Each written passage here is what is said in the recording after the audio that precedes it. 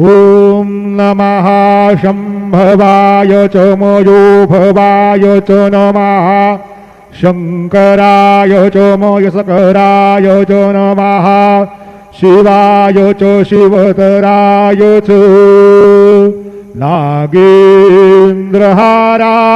त्रिलोचनाय भस्माङ्गरागाय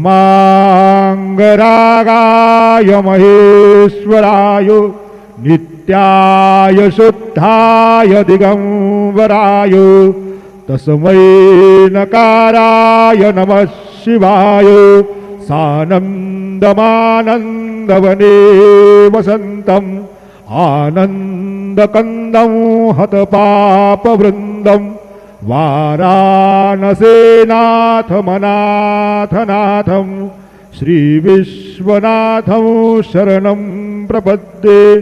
गुरुर्ब्रह्मा गुरुर्विष्णु गुरुर्देवो महेश्वरा गुरुः साक्षात् परब्रह्म तस्मै श्री गुरवे नमः।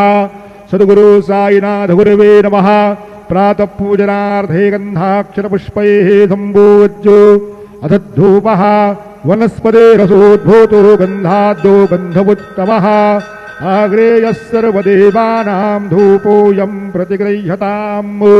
धूपं समर्पयामि साज्यं च वरदिसंयुक्तं बन्धिना योजितं मया दीपं गृहाणु देवेश त्रैलोक्योतिमिरापः।